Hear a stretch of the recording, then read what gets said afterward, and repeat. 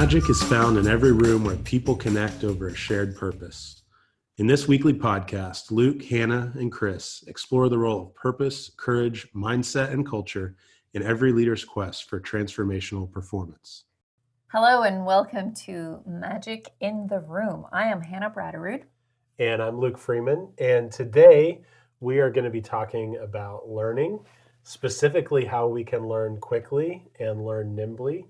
And we have a special guest with us today to talk about learning, Ben West. So Ben is a member of the Purpose and Performance Group team.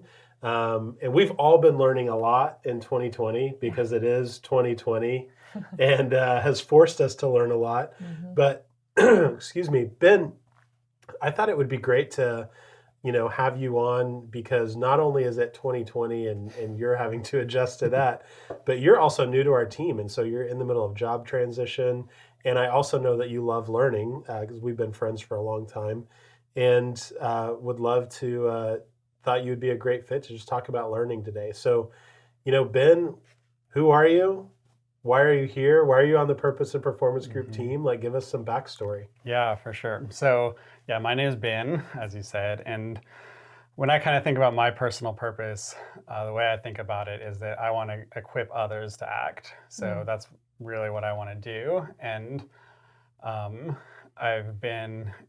worked for nonprofits where that's kind of what they did in the context of Uganda. And it's really interesting work doing that kind of thing in Uganda. But for me, I also wanted to get to do that a little bit more closely and more personally in my own community. And so, I'm thankful for the opportunity to join Purpose and Performance Group. And Luke, for you and I mean, we've been talking for a long time about doing something together. So it's really fun to be part of this. And I really see a lot of parallels in some not obvious ways between that work of equipping people in Uganda and equipping people here, because people are people and a lot of the issues that they face are the same, even if the context is different. And so it's really fun to get to see those things working here at the same time. Wow. And I love that. And I want to later on, as we get into this, I want to pull thread on that concept of seeing parallels and parlaying, one experience in one setting to a completely new environment. Yeah. So let's get back to that. Yeah. So since we're talking about learning, I think a good intro question for us today is, when did we see a group or a community or an organization learn together? Mm-hmm. So I know all of us, we're all kind of the center of our own stories. And I'm going to say that again because I think I touched my mic. So most of us are the center of our own stories, and we are really attuned with what we learn. Mm-hmm. I can think back to 2015 and what was the thing I really took away from that year, all of those things. But I think I'm really interested in how do we apply that outside of just ourselves. So Ben, if I can kind of put you on the spot first, especially with your history and experience in community development, I'd love to hear about top of mind for you. When's the time that you really saw a community or a team or an organization learn together? Yeah, in the context of the organization I worked for, Kibo Group is the name of the organization. Everything that we did was community focused. I mean, almost nothing was about an individual. And so it really was about communities learning together. And so there's a lot of stories to tell. But I think one that kind of comes to my mind is, and I was there kind of getting to observe this one, was I was in this village with an employee of Kibo Group. His name's Tom. So we were there, and what Tom was trying to get this community to do is to build latrines on their own without any help. And it's just an interesting situation because it feels like something that's very obvious, like you need to build latrines. But as a community, they didn't really have courage to have that conversation. And so there's a lot to it as far as like the process that it goes through. But ultimately, kind of what it came down to was that Tom was able to empower an individual in that organization to have courage. And then that individual kind of spread that courage to the community. And then they were willing to have this conversation about why they need latrines, why they don't have latrines now, can we build latrines, and started learning together. Yeah. And then from that learning, they built on that, and they go and they build latrines. And and in a way that for the community, in this case, is very sustainable because they're doing it on their own without some outside organization giving a lot of money. Sure. And so the learning led to like a very positive outcome and reduced sickness and all of those things. But yeah, so that's one example of seeing a community kind of gel around this new idea and learn it together because somebody had courage to start. Yeah, I love that. Yeah, so I kind of want to dig into that a little bit because, I think that story really illustrates a change or a learning where something has been the same for a long time. Like, I imagine people using the restroom kind of outside on the outskirts of the village. Yep. Like that had been status quo for I don't know how long, Yeah. recorded history. Right. And then all of a sudden there's this new way that we're doing, whatever you call that, right? Like community hygiene. So, like, what do you think it took, or what was like that final thing that pushed it over? I know you said the courage of someone to ask, can we do it differently? But like, give us some more on that. Yeah, I mean, I think that there's a couple of factors here. One is that within the community, no one thought that the status quo was good. Like they all know that it's not okay that we're pooping on the ground. Right. And so there's a learning, like there's a part of it that really is just about the courage to have the conversation because they, for cultural reasons, for taboo reasons, for resource reasons, for conflict reasons, like they just weren't willing to have the conversation. Yeah. So there was kind of that part of it. But then the other part of it is that the community doesn't necessarily believe that they have it within themselves to solve this problem. And so when you kind of take those two things together, it's just roadblocked. Sure. Like there's not going to be any progress. And so you kind of have to tackle both of those at the same time in this case. So on the one side, you have to convince them that it's okay to have the conversation, and that's where courage comes from. Yeah. On the other side, you have to convince them that they have what they need. Right. And that's where it's about having them examine their own assets, basically. Yeah. And all of that is about learning, especially that asset side. It's like there's an intellectual side to it of learning, but then there's also just a belief side to learning and believing that, hey, if we work together, we can do this. Yeah. Yeah, that's awesome. Hannah, how about you? When's the time that you saw a team or community learn? Yeah, so what came to mind for me was a time where I worked in, a corporate setting. It was a large technology company, and I was a sales trainer. And as many of our listeners know, Luke, you and I met each other in a graduate program called Organizational Dynamics, Organizational Psychology, here, in Oklahoma, and. This is many years ago, but while I was going through that program, I was transitioning my role from being in sales to training salespeople. And one of my biggest takeaways in that program wasn't necessarily around the subject matter that we studied, although that was greatly beneficial and I would apply that to my work. But it was a different way of learning and how to facilitate learning experiences. And so to this day, Brigitte Steinheider, shout out to you for giving me the inspiration to bringing a different way of learning into a technical organization that was very engineering led. When I went through new hire training there, it was, 2 weeks of literally 10 days in a row of death by PowerPoint. And we would sit and watch PowerPoint presentation after PowerPoint presentation. And I would just like glaze over, right? So what I learned in Brigitte's classroom is the power of creativity in learning and also the power of teaching what you're learning. So, brain science shows that when you are learning in order to teach something, you're learning it much more effectively. And so if you know that you have to teach something, you will pay attention and you will internalize and kind of process the content differently. Because learning in and of itself is inherently a creative process in the brain. So what I did in this organization, I was, doing new hire training, and we had people fly in from all over the country. These were very highly experienced, seasoned veterans in technology sales that wore suits. Most of them were men. Most of them were a lot older than me. And I asked them to I brought in art supplies, and I asked them to make posters and use their creativity and to teach back. We would learn about a product, and they would have to take what they learned and present it back to the group, but using creativity. And in the beginning, with every new hire cohort, there was so much resistance, right? Because this was not the way that sales training is done. And these guys have been through sales training over and over in different organizations and by, highly reputable, polished professional trainers. And I would ask them to use markers and, use glitter, whatever supplies happen to be in the box, right? And people would inevitably say, well, I'm not creative. And I would challenge them on that, because what we often associate with creativity is artistic ability.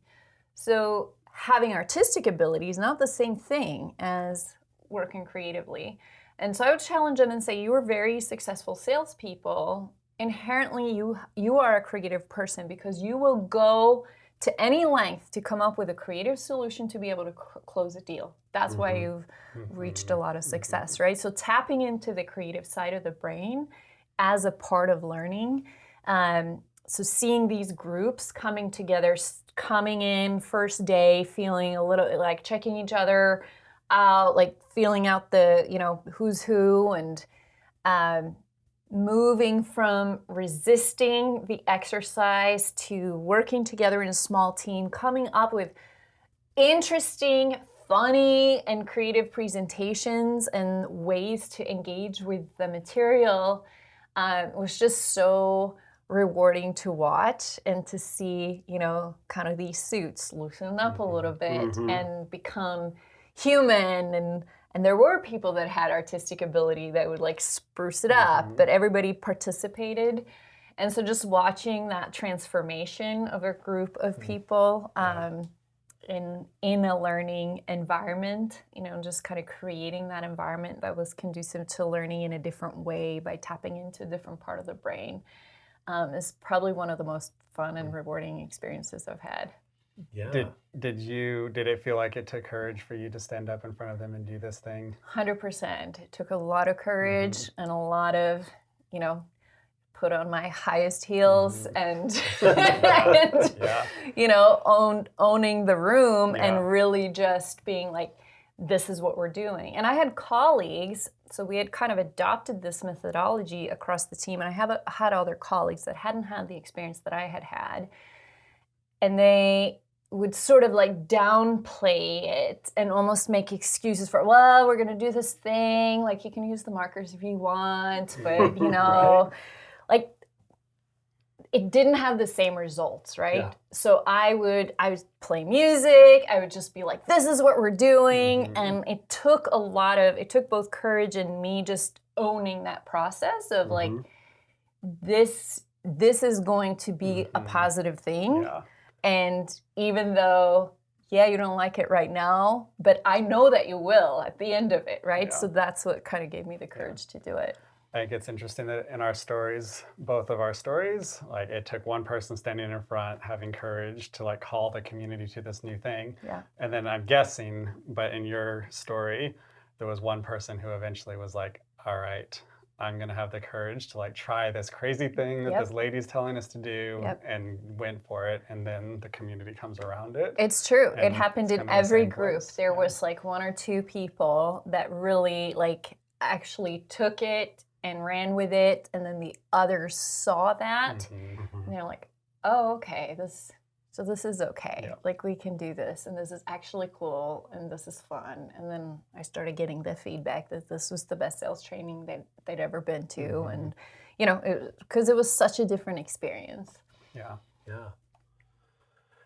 Yeah. Well, as I thought through stories the time I saw a community learn, I thought about, I used to teach environmental education Mm. at a camp and retreat center. It was part of what I did. Yeah.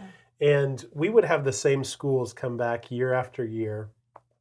And we always had the same approach and the same message to parents. So typically middle school, junior high students who, get a challenge. And let's just imagine it was like a GPS challenge where they get clues and they have to go and solve these challenges. Maybe it's a riddle, maybe it's they have to check off something that they find, a specific kind of tree or habitat or whatever. And parents would have a really hard time letting them struggle with that. Like maybe they read a challenging clue or riddle, and Right. the parent's like, well, I know where that is. That's over here at, Mhm. the other end of this ball field. And they really would want to give those students like the answer the minute that they saw them struggling. So we would have to do a training ahead of time and let them struggle and don't give them the answer. And that's part of the experience. And then during the experience, have to reinforce that and be like, hey, no answers. Hey, come back over here. Let me give you some coaching as a parent. But what I would see is parents would come with maybe like an older sibling and they'd come back the next year with a younger sibling or 2 years later.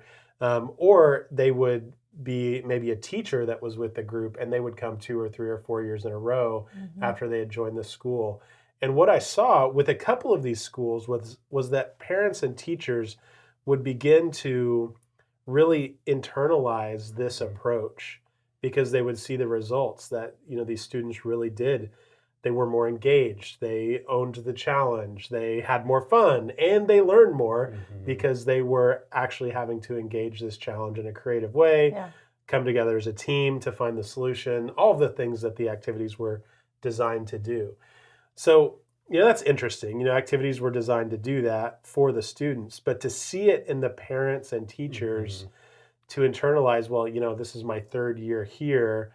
I know how it works now, and I'm going to actually give peer accountability to the new parent and tell, like, buddy back with them and tell them, hey, like, we don't give the answers, like, just watch and see what happens. Yeah. Was pretty cool Right. to be able to see that. And seeing communities change over time, like it is exciting, but oftentimes we don't see it. As many times as we have stories like these, I actually thought through like 3 or 4 or 5 stories of change, and most of them I thought, man, that was not a nimble change. This community took way too long to be able to internalize or adopt this change, or learn the lesson here. They had to repeat the lesson 5 or 10 or 50 times Yeah. before someone said, hey, let's do this differently. Sure. Let's come up with a takeaway.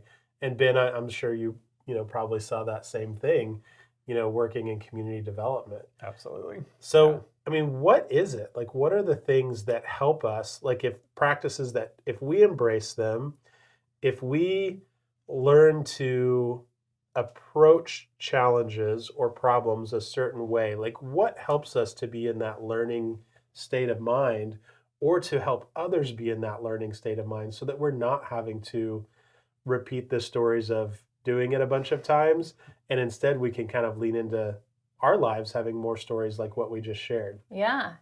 Well, so just a little bit of, pretext. So we've mentioned the word nimble and being nimble when in the way that we learn, right? So being nimble means to be quick and light and agile and adaptable. So I think it starts with, first of all, accepting that the only constant is change.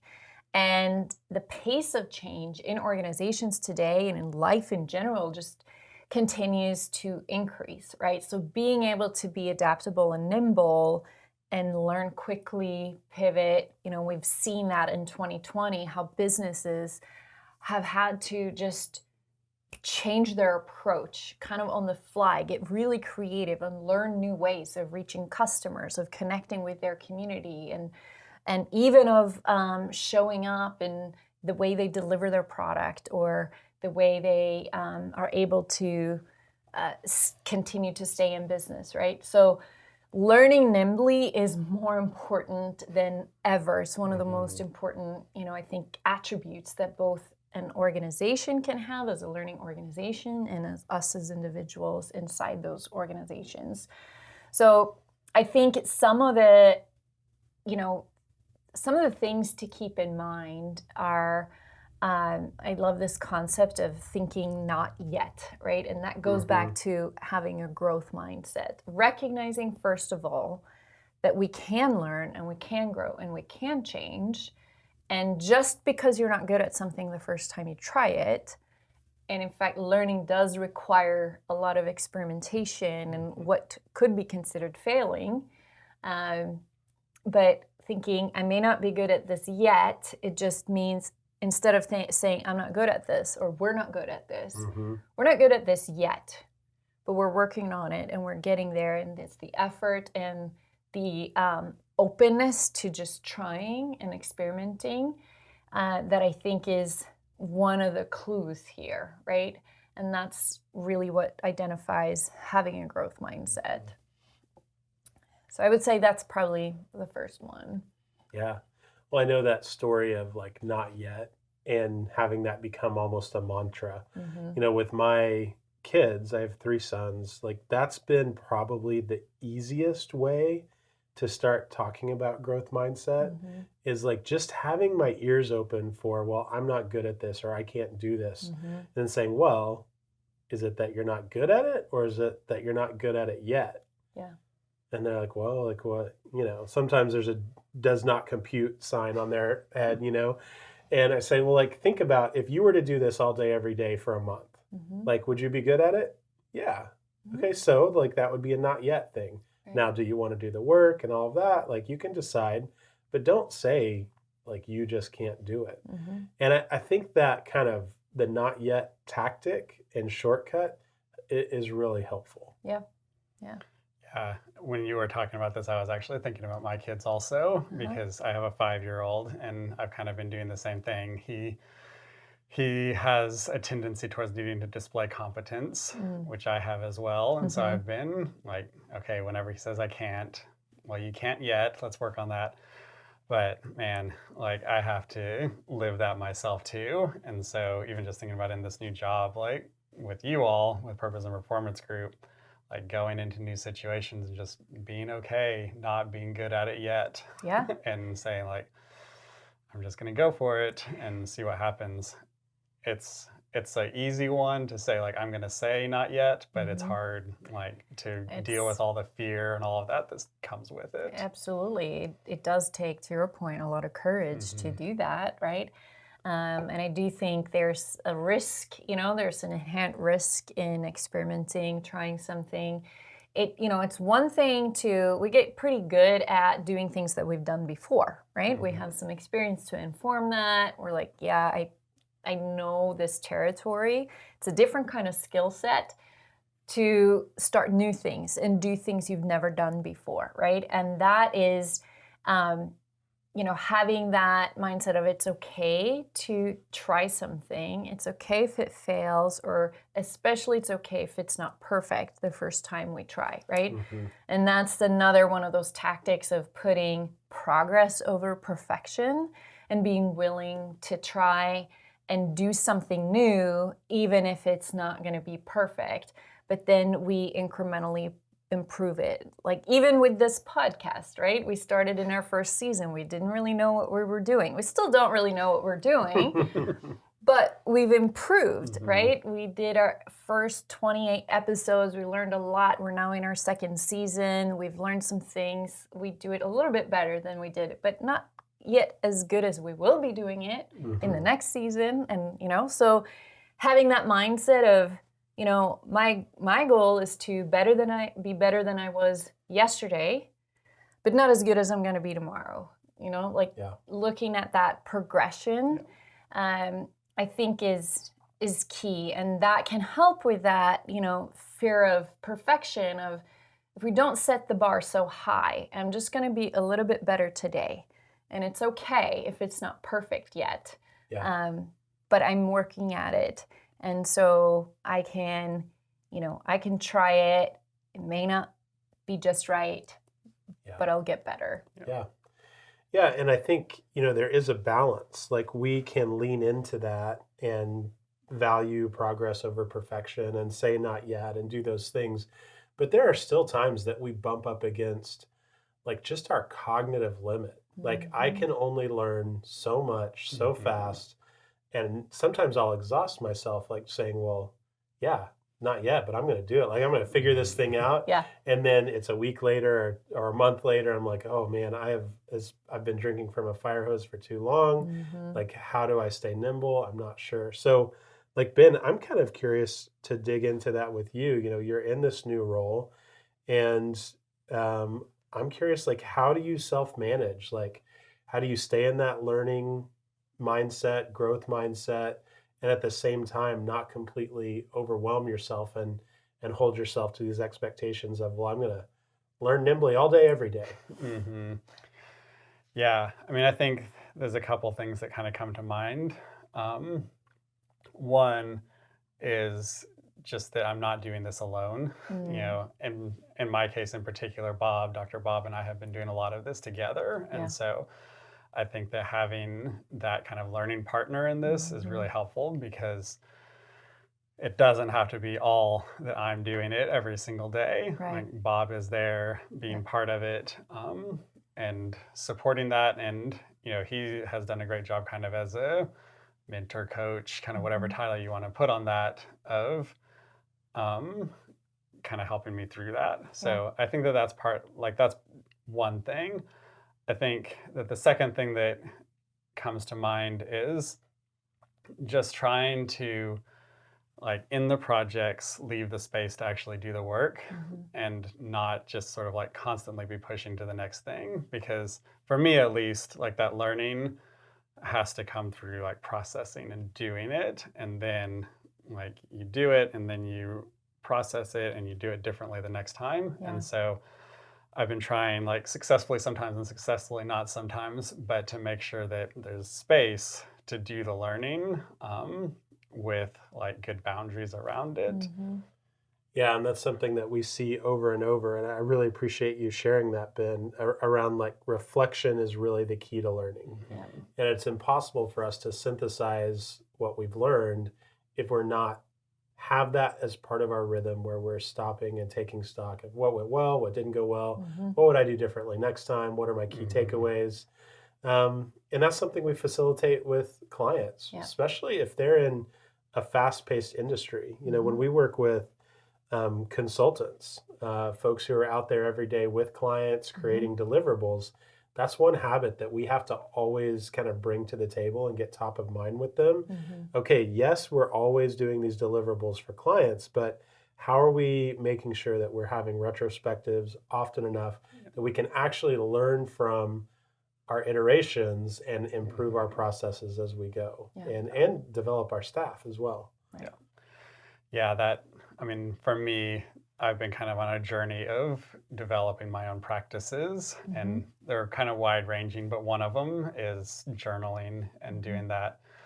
But it's just those things go away so quickly, when you get overwhelmed or whatever. And so there's definitely need for discipline just to keep doing those things that root you. And, whether it's journaling or some other form of reflection, like going back to it. And yeah, it just takes some level of discipline that I don't always have, Yeah. but is needed. Well, and it takes practice and repetition. That's Hmm. how we build habit. And I do think a part of this, and so learning and implementing new habits. So in order to change behavior, right? There are skills that we have to learn often. There's also this more, maybe it's like a mechanistic thing of kind of operationalizing the new learning into new behavior, and that has everything to do with habit. And I think the mistake that we often do is we try to make the change too big, right? So starting really, really small with implementing this one little new thing, um, and doing that over and over again before we try to take on too much, right? And so that's where learning and behavior change, I think, really go hand in hand. Um, and, I think just watching you, Ben, how you come, we talk about how you come into our team. I think having that mindset of learning is huge. I think that's part of the reason we all love and appreciate you on the team and why you've gotten so quickly sort of immersed into a lot of our projects, because we're all like saying, can I have Ben on this project, right? Thanks. And part of that is because we experience that from you, that willingness to learn and to dive in with us, and you ask the questions. That's one of the things I really appreciate with you. You stop and you ask questions, and that is, asking questions and then really listening. You mentioned reflection, right? So we often say that we learn from experience. Experience can be a great teacher, but we don't actually learn from experience. We learn from reflecting on our experiences. Yeah. So whatever that practice is, if that's journaling or just having a practice of asking questions and reflecting back what we're hearing, teaching back what we just learned, it's part of that reflective process that will make information turn into knowledge, which is creative in that it creates new neural pathways in the brain. So, connections that were not there are made, and they're forged through that repetition. Yeah, and one thing that I know that we want to get to before our time's up too, that I think really ties in to what you were sharing, was when we do these bite-sized wins, we really can celebrate those wins and start to tie back to what you said at the beginning, Ben, for one of the keys to learning is like believing that we can improve, believing that we can learn new things. And so getting quick wins, it's a technique that we try and use with our clients to help improve their own self-efficacy and belief that they can grow, developing that growth mindset. But I wonder if we could maybe kind of close with just a few stories on, when was a time that you think a quick win really made a difference with a group or a team that you were involved with? I mean, I have so many stories of that from back to sales training, which was my, previous kind of corporate gig before I started doing this kind of work with you all. And so after I did this sort of new hire training for very experienced salespeople, I launched into this journey of building a sales academy for brand new professionals coming out of college.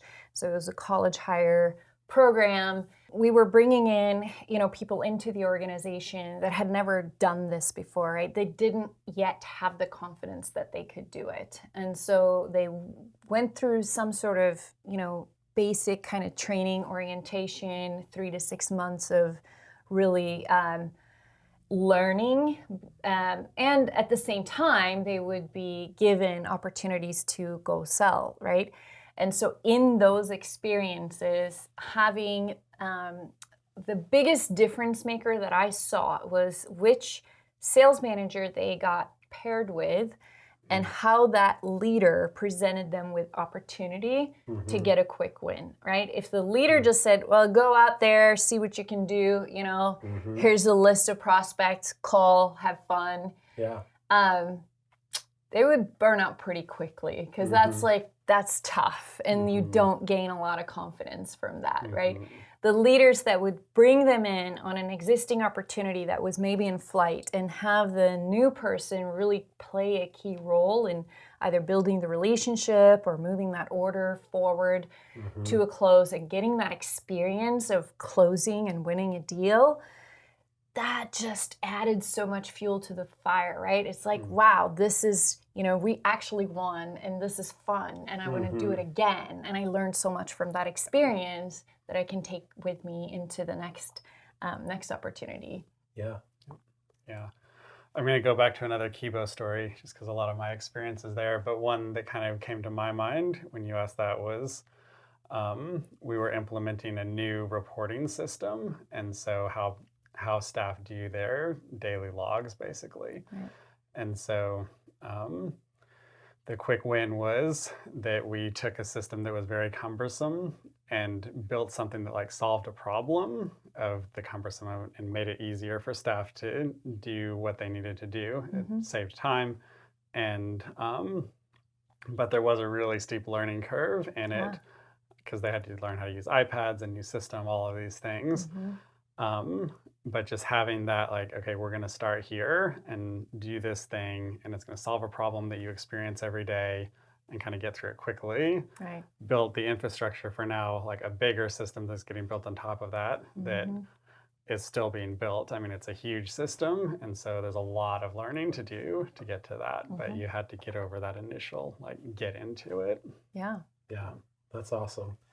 You know, one discipline practice that we try and teach for a communication strategy for leadership teams is to do all hands meetings. And one of the pieces of an all hands meeting that is really critical is like a survey at the end of each of those. Right. And part of the survey outcome is that, you know, there's going to be trends in what the team thinks. And we always put an open-ended question, you know, what advice would you give? If you were the senior leader, what would you do differently? Something like that. What would you start, stop, keep if you were the senior leader? Yeah. And so what's always critical is the very first time you get those survey results to go back and the next month at the second all hands to have some sort of tangible, here's what we saw, here's the feedback that we got, here's what we did differently. So maybe it's a new policy, maybe it's a new perk, maybe it's a new operational practice to fix a problem, whatever it is. Like getting that quick win back to people is key so that they will keep engaging in the survey, keep giving honest feedback, right? And if you do that 2, 3, 4 months in a row, like people essentially, you've facilitated the learning of the team so that they now know, they believe they've learned that their leadership team listens to them, you know, cares about what they have to say, is going to be action oriented and continuing to evolve the business. And so like that's a little way that leaders can kind of take this idea for quick wins and kind of turn it around to encourage learning on their team internally. But we can do that with anything. You know, in the world of experiential education, we call it sequencing, right? You sequence with like what's going to be a quick win, what's going to be a little bit harder next, what's going to be a little bit harder than that for the next time. And we can't always sequence life, right? There are going to be business challenges, there are going to be interpersonal challenges, team challenges that are impossible to always sequence and do these little steps up and up and up. But as leaders, if we understand that people learn best that way, when we can celebrate those wins, when we can give people those quick wins, we can really create that learning mindset, that learning culture in our teams. And I think what you're touching on there is so important from even just from understanding how the brain works, right? And so that's another one of my tips is like fall in love with your brain. Like really pay attention to how does the brain function? Study it, learn it, give it what it needs. You know, the right level of nutrition and exercise is so important for the brain, and adequate sleep, right? I keep talking about these things, but it's because that's how our brain functions optimally. Another really important takeaway from the neuroscience is that people learn better when they feel good. They learn best when they feel good, and they learn better when they feel good than when they feel bad. So the celebration piece, you know, of getting those quick wins and actually really celebrating that, creating this sort of like environment of positive, we talk about arousal in terms of like our emotional engagement in something, because we're emotional creatures, and learning is very tied to emotion. And then the emotional memories that we have about a situation will lead us to either approach a situation like that again or try to avoid it. And so when it comes to learning, engaging with new material, we want approach, and we want people to feel good so that they want to try it again and try again and continue to learn. Yeah. All right. Great conversation, Ben. First time on the podcast. Yeah, first time. Thanks for having me. Yeah. All right. Takeaways. What's your takeaway after the first time? Ooh, put me on the spot. Takeaway about nimble learning. Yeah, or about our conversation, about anything. Yeah. I think just listening to, you know, we've been recording a couple of podcasts tonight, but just talking about 2020 and how it's just been a crazy year that requires a lot of learning.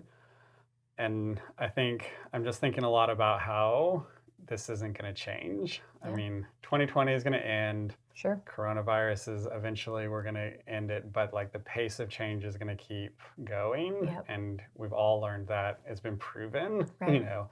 And so, yeah, we have to keep developing these skills of learning as individuals. And I mean, I have a deep interest in this idea of learning as a community. Like, we've got to keep doing that. Otherwise, we're not going to be able to adapt to those things. Yeah. Yeah, I think a big takeaway for me in this whole topic of learning in general, we often think of situations as a win or a loss. We won or we lost, we succeeded or we failed. One of my favorite quotes, attributed to probably several people, but John Maxwell is one of them who uses it frequently, is sometimes you win, sometimes you learn. And I like to kind of modify that and say sometimes you win, but always you learn, right? So if we have that learning mindset of what is it that this situation is teaching me? What has 2020 taught me? What have all this adversity and these challenges and this seeming failure, what has it taught me? How can I be a better person, a better learner, a better teammate, a better leader as a result of this situation, whether it was positive or negative? I think that is a win in and of itself. Like, learning is winning. Yeah, that's good. Well, I think if I have a takeaway, it's really to build on a couple of things that I've heard you all say. One, been hearing your story about people stepping out in courage to say, I think we can do this. I think we can do something different for our community.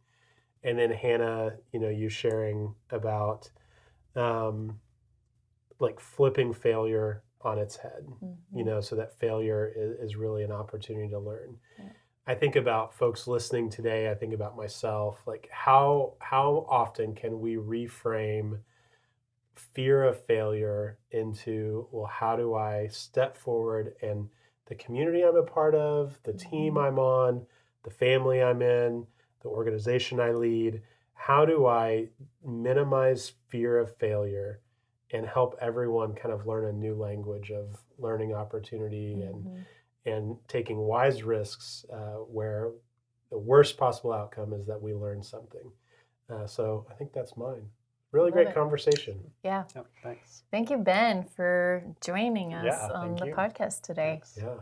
And thanks to everyone who's listening. If you want to learn more about Ben and what he does in communities and organizations that we serve here, or anything else, if you want to reach out to any of us individually, you can find us on social media or head to purposeandperformancegroup.com.